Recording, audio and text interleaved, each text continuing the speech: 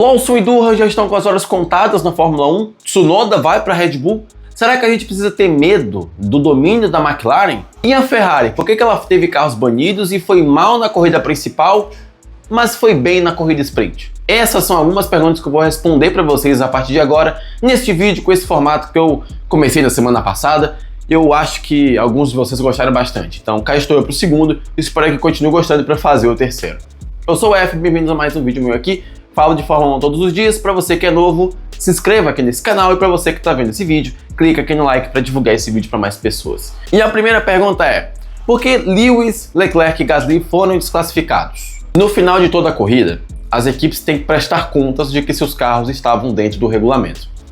No caso de Gasly e Leclerc, eles têm seus carros pesados para verificar se o limite mínimo de peso foi estabelecido, que era de 800 kg. Até estavam condizentes com o peso, porém quando tiraram o combustível para fazer a pesagem pós-corrida, perceberam que os carros estavam 1 kg a menos do limite mínimo possível. Então os carros estavam mais leves que os dos rivais, logo foram desclassificados. Enquanto no caso do Hamilton, ele estava mais baixo em relação à pista do que os outros. Os carros de Fórmula 1 têm uma prancha de madeira para estabelecer uma distância segura entre o solo e o carro. E essa prancha tem 10 milímetros de espessura. E ela só pode terminar a corrida com até 9, já com o desgaste do carro no asfalto. No caso do Hamilton, ela terminou abaixo de 9.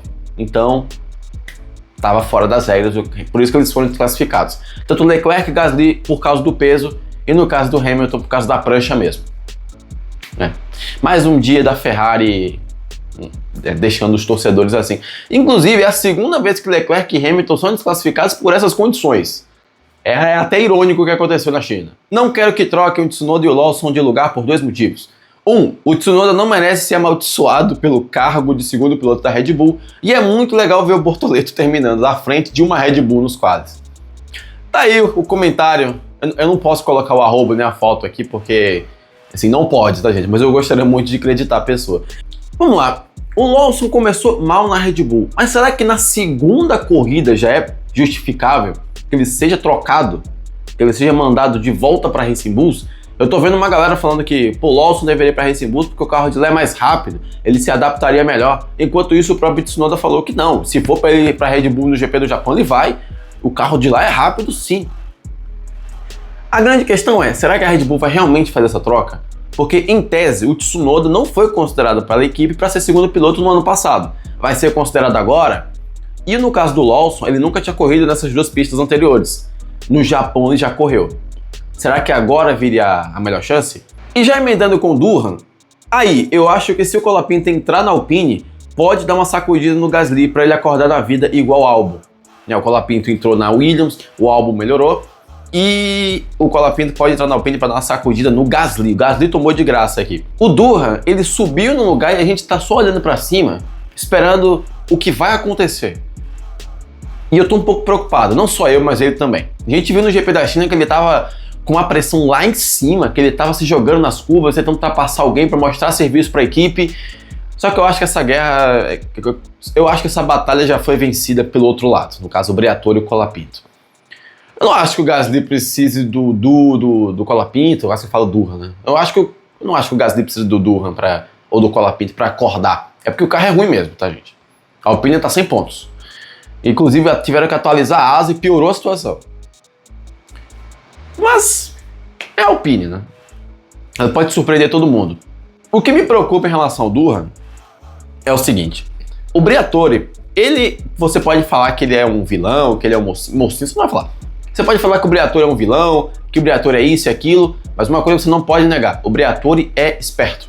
Ele tá usando as redes sociais dele para publicar algumas fotos e simplesmente publicou na sexta-feira uma foto com o Colapinto.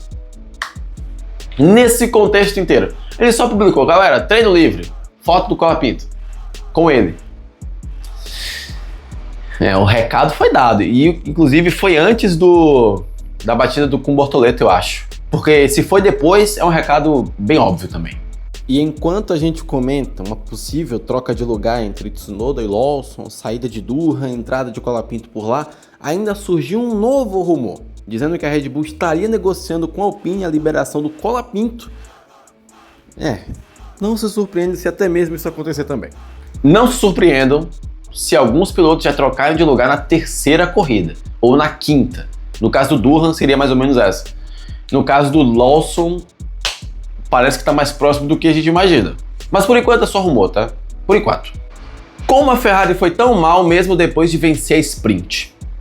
O Hamilton começou na pole position na corrida sprint e isso foi importantíssimo para ele manter essa posição.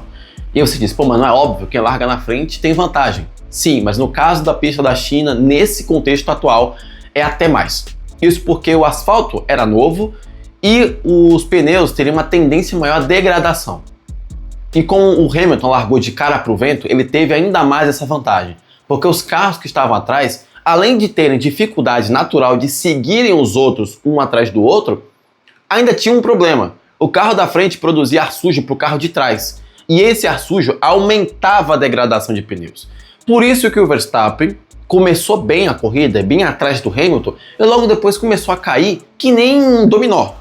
E foi ultrapassado pelo Piastri e quase era ultrapassado pelo George Russell e pelo Leclerc. Leclerc esse que também era exemplo disso, porque ficou seguindo todo mundo a corrida inteira e no final não conseguiu passar ninguém. E na corrida foi mais ou menos assim. McLaren e Mercedes conseguiram disparar lá na frente, principalmente os dois pilotos da McLaren, enquanto os da Ferrari, que largaram um pouco mais de trás, ficaram por ali mesmo, quinto e sexto, não saíram do lugar praticamente. Até caíram de posição, mas praticamente não saíram do lugar. Então, no caso da pista específica da China, era mais ou menos assim. Se você não tem ninguém na sua frente, comemore e acelere. Mas se você tiver, ultrapasse logo. Senão você vai ficar com uma degradação de pneu enorme e vai perder ritmo logo depois. Lembrando, isso aqui é uma teoria baseada no que eu li, tá? Eu li que o asfalto novo causa maior degradação, que o ar sujo aumenta essa degradação e os carros, obviamente, não têm lá muita facilidade de seguir uns aos outros. Por isso que o Hamilton largou na pole e foi bem, e por isso que a Ferrari largou mais atrás e ficou por ali mesmo. E no caso, o carro ainda estava mais leve que o normal, então... Outra coisa que pode ter influenciado no resultado da Ferrari na sprint para a corrida, no caso dessa diferença, e eu fui verificar com alguns amigos que entendem mais dessa parte técnica, Felipe Meira e o Sérgio Milani, eles me disseram o seguinte: existe ainda uma desconfiança da Ferrari em relação ao próprio carro. A janela de funcionamento do carro é estreita, então a equipe ainda está sabendo dosar como fazer o acerto do carro sem que algo de ruim aconteça e que os pilotos consigam controlá-lo e assim obter o máximo de desempenho.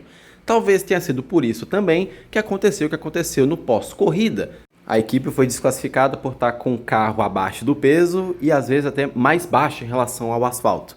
Ou seja, a Ferrari ainda está descobrindo o carro. O acerto pode ter mudado de uma corrida para outra, de uma sessão para outra. O carro ainda está se adaptando e a Ferrari ainda está tentando entender o carro. Então, tudo isso... Tá com medo da McLaren dominar também? Pergunta difícil. Eu não sei se eu tô com medo da McLaren dominar nesse ano, não. Por alguns motivos. O primeiro, que é o meu principal. Dessa vez nós temos Hamilton, Verstappen e Mercedes no mesmo lado, que é o nosso, o antidomínio. Você que torce pra McLaren, desculpa o que eu vou te falar agora, mas assim, na vez de vocês tentarem dominar a Fórmula 1, os rivais são a Mercedes, que dominou outro dia, Verstappen, que estava dominando até outro dia, e o Hamilton, que volta e meia domina. Esse é o principal motivo do que eu acho. É por isso que eu não estou com tanto medo da McLaren dominar. Mas falando bem sério agora, ela tem o melhor carro, mas a gente não está falando de uma equipe que pode ser esse rival dela nessa temporada. A Mercedes. Eu acho que a Mercedes vai aprontar alguma coisa ainda. E as outras equipes também, no caso da Ferrari. A Red Bull está sofrendo ainda com o carro. E com os pilotos também. Mas não dá para negar para vocês que eu tô achando que essa McLaren pode ganhar mais corridas aí, pode fazer mais dobradinhas ainda. E nesse período a gente vai ficar se perguntando para quem a gente vai torcer ou de quem a gente vai depender. Se vai ser do Norris para ter um mínimo de competição ou se vai ser do Piastri. E em ambos os casos eu tô bem preocupado. Mas a julgar que no ano passado a Red Bull começou dominando e terminou mal, vai que acontece de novo, né? A gente nunca sabe o que pode acontecer na próxima corrida. E é isso aí, senhores. Acabou o vídeo de hoje baseado nas perguntas e opiniões que vocês mandaram e, claro, nas percepções e análises que a gente vê e lê por aí. Sites confiáveis, tá? Fiquem tranquilos. Bom, se gostou do vídeo, clica aqui no like, se inscreve, comenta aqui embaixo se você quer ver mais desse formato de conteúdo para as próximas corridas. Eu gostaria muito de saber a sua opinião. E reparem, o sorriso deste homem. Vocês perceberam que o vídeo está mais leve? Eu não estava respirando aqui, eu estava respirando aqui mais embaixo.